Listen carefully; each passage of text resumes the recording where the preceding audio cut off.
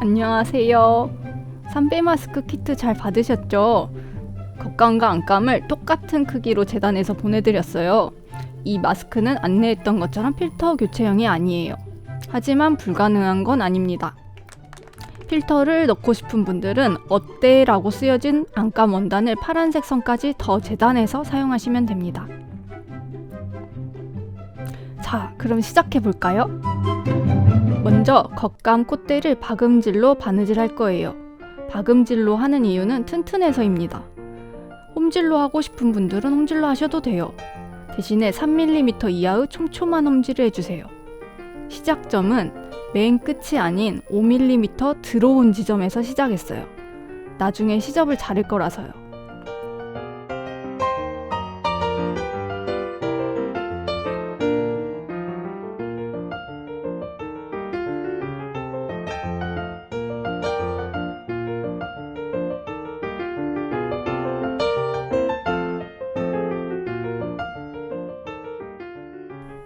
바느질하면서 고정된 부분은 그때그때 핀을 빼주시면 됩니다.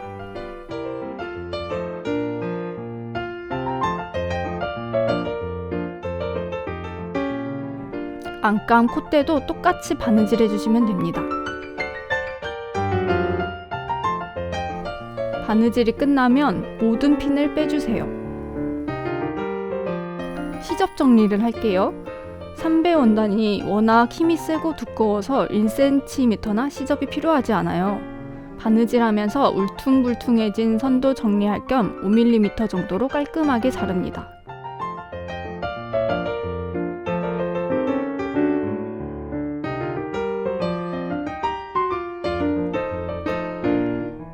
그리고 사용하다 보면 원단은 올들이 풀어질 거예요. 그래서 그 올들을 잡아주는 바느질을 해줍니다. 이 바느질 이름은 버튼홀 스티치라고 하고 우리말로는 단추구멍 바느질이라고도 하고 또 블랭킷 스티치랑도 방법이 같아요.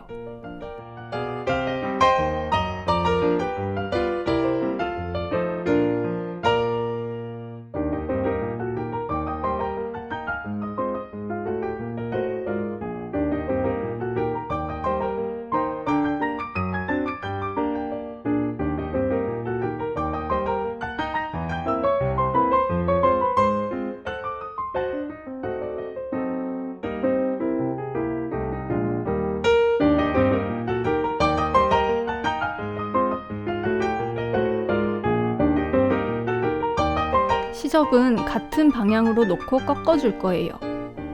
손가락이나 손톱으로 누르는 손 다림질도 괜찮고 진짜 다림질도 좋아요.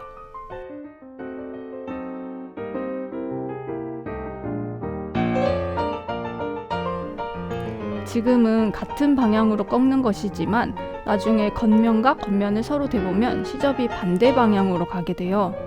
시접끼리 뭉쳐서 균일하지 않고 한 곳만 두툼해지는 것을 방지하려고 이렇게 작업하는 겁니다.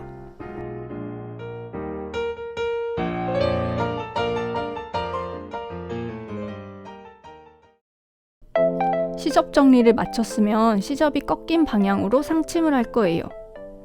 상침은 위에서 침을 놓는다는 의미이고 스티치 놓는다고도 표현할 수 있어요. 이 과정은 생략할 수도 있어요. 그럼에도 불구하고 상침을 하는 이유는 나중에 빨아서 계속 사용하다 보면 시접이 왔다 갔다 하기도 하고 올이 풀리는 것을 한 번 더 잡아주려는 이유입니다. 상침은 홈질로 하겠습니다. 저는 위에 땀을 짧게 아래 땀을 길게 했는데요. 그 땀 크기의 정도는 여러분의 선택. 하지만 시접을 움직이지 않게 잡아주고 튼튼하게 사용을 하려는 것이 목적이라는 점을 잊지 말고 바느질 해주세요.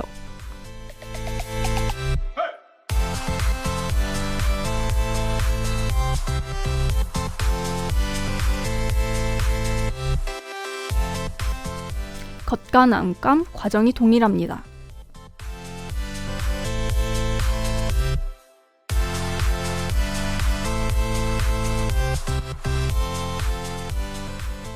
상침을 마친 겉감과 안감을 서로 겉면끼리 대어봅니다. 시접이 정확히 반대로 가 있는지 마지막으로 확인해보고 잘 되어 있다면 일단 성공.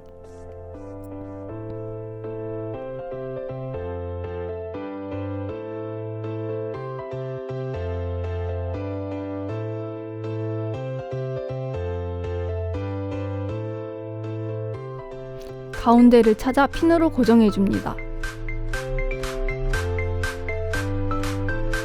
그리고 옆선을 맞춰주세요.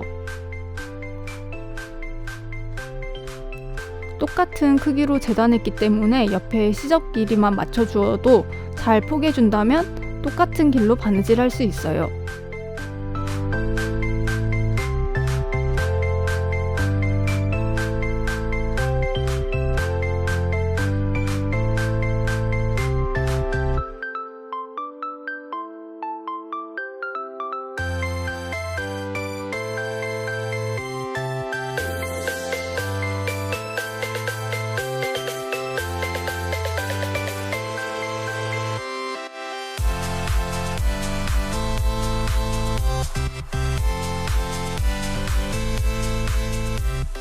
가운데를 맞추고 똑같이 포겠다면 박음질로 튼튼하게 윗줄 아랫줄 각각 바느질 해줍니다. 홈질도 가능합니다. 대신에 촘촘한 홈질을 해주세요. 디귿자로 바느질하고 뒤집을 수도 있지만 저희는 위아래 한 줄씩 따로 바느질 하겠습니다.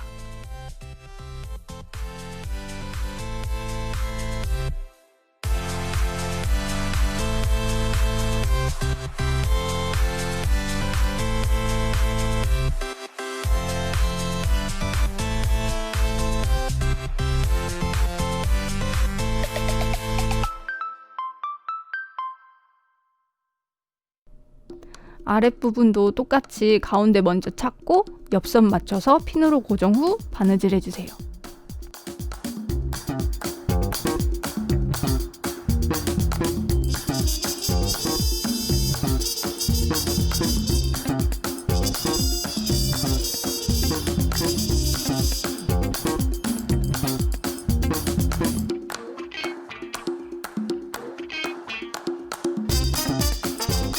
위아래 바느질이 다 끝나면 아까 콧대 시접 정리했던 것처럼 5mm로 잘라주세요.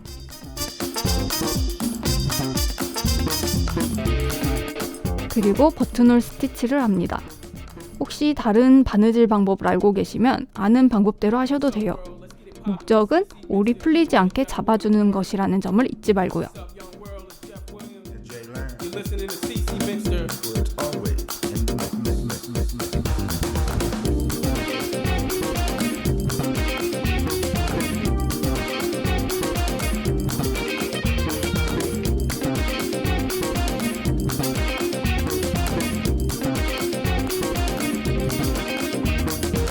Composure on the inside, ulcer on the outside. Footstep tap cool.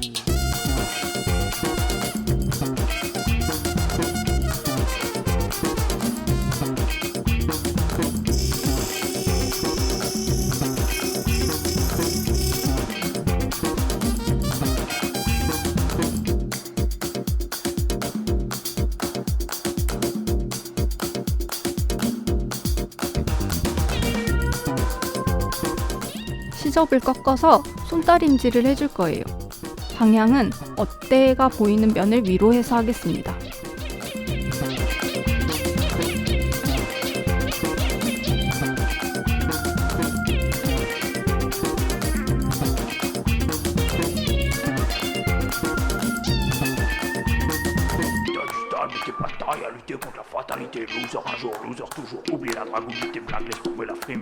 그리고 뒤집어 주세요. 뒤집은 후에 예쁘게 자리 잡아주세요. 예쁘게 자리를 잡으라는 것은 뒤집으면서 바느질했던 완성선이 안으로 묻히는 경우가 있는데 그런 숨은 완성선들을 찾아 최대한 바깥으로 자리 잡아주면 돼요. 그리고 이때 안감이 겉감보다 위로 올라와서 밖에서 볼 때 안감이 우리 눈에 보이면 안 예쁘니까 그 점을 유의해주세요.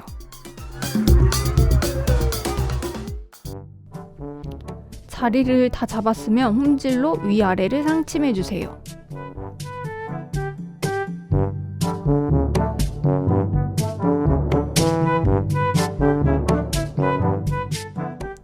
여기서 주의할 점은 지금 천들이 많이 겹쳐져서 두께가 두꺼워졌기 때문에 바늘을 여러 번 꽂아서 한 번에 서너 땀씩 바느질하기가 어려워요. 그래서 느리더라도 한 땀씩 바느질 해주시고, 가운데 시접이 겹치는 부분은 정말 두꺼워서 옆으로 가면서 바느질 하기가 어려워요. 그럴 때는 수직으로 바늘을 넣어서 한 땀씩 해주는 게 튼튼합니다.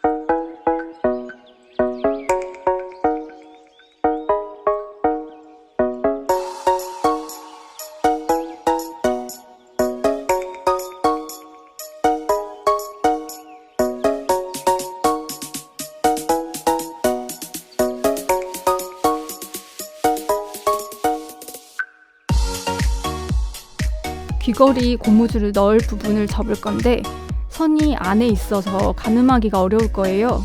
그래서 3cm 너비로 다시 그렸습니다. 이 마스크가 너무 크다고 생각하면 더 넓게 접으면 돼요.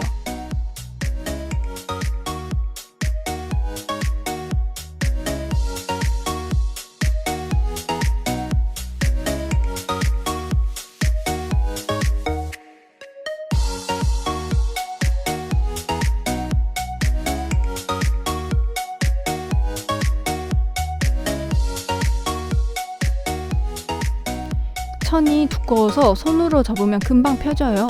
그래서 다리미로 다시 다려 접었어요. 여기서 다리미 온도에 대한 팁을 알려드리면, 우리가 사용하는 삼배는 마섬유이고, 마섬유는 열에 강해서 가장 높은 온도로 두고 다려도 돼요. 하지만 혹시나 탈 수도 있기 때문에 그보다 조금 낮춰서 면보다 약간 높은 온도로 다려봅시다. 귀걸이 부분 바느질은 세발뜨기로 할 거예요. 감침질로 촘촘히 감아도 좋아요. 세발뜨기를 알려드린 이유는 여러분 바지단이나 치맛단, 소매단이 터졌을 때 이 바느질을 할 줄 알면 스스로 수선하실 수 있거든요. 그래서 알면 써먹을 때가 많아서 알려드려요. 세발뜨기의 진행 방향은 왼손잡이 기준 오른쪽에서 왼쪽, 오른손잡이는 왼쪽에서 오른쪽으로 진행하는 것이 바느질하기 편합니다.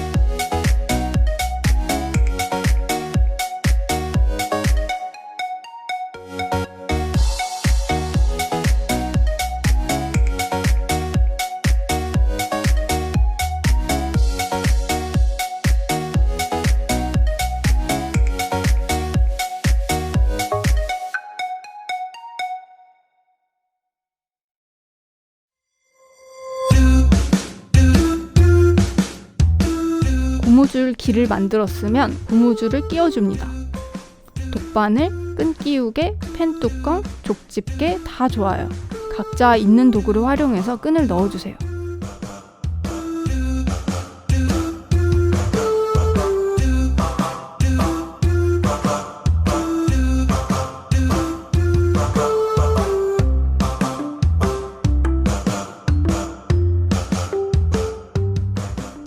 본인 얼굴에 맞게 고무줄을 당겨 길이를 조절한 후 매듭을 지어줍니다.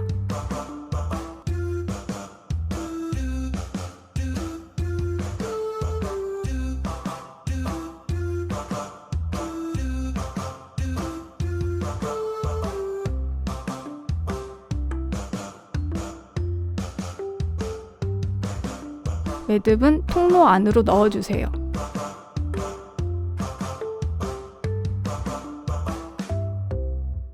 그럼 완성!